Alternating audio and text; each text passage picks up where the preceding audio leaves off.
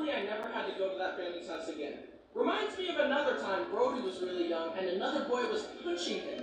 My mom took the kid to his mom and told her that his son was hitting Brody. And all she did was say, soft hands, Hunter. I mean, come on, soft hands? How about punishing your kid for hitting a stranger? You clearly don't know how to discipline children. Here, I'll show you how it's done. A lot of Brenner's injuries were caused by him wanting to grow up fast and to keep up with his older brothers. For example, my turn. Bryson doesn't eat same meals on his bike, so neither do I.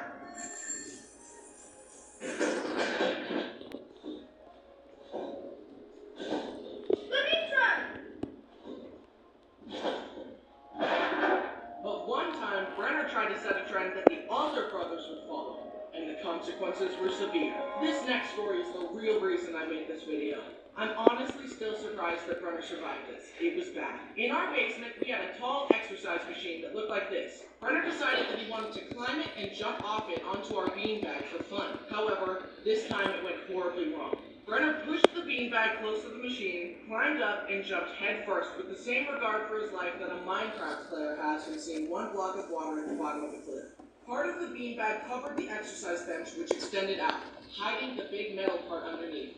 Brenner thought that since there was part of the beanbag there, it would be soft. But his head slammed through the beanbag into the metal part and he split his forehead wide open. Mom and Brittany came running into Brenner crying with blood all over him. They freaked out and dashed him out of the house to take him to the hospital. I only caught a glimpse of him as they ran out, but I could tell it was bad. Brittany and Mom later told me that they could see Brenner's skull through the gash in his head. My dad sent me to a friend's house so they could watch me while my parents took care of Brenner. I remember sitting on their stairs, terrified that I'd never see Brenner again. God, please hear my prayer. If you make Brenner be okay, I promise I'll never be mean to him again. At the hospital, since Brenner was so accident-prone, they kept pointing to cuts on his head that were from previous shenanigans. Is this cut old or new? Is this cut old or new?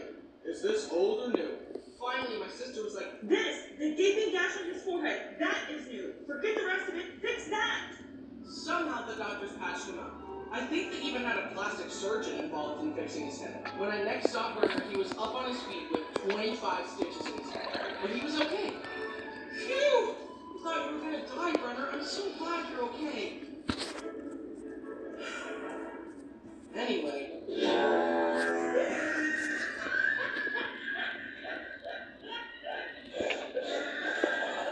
Brenner still has a massive scar across his forehead, but thanks to the doctors, he was okay.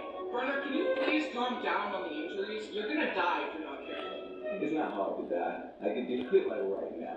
But like number two. Another time, a young Brenner was using the bathroom and found a bottle of painkillers on the counter.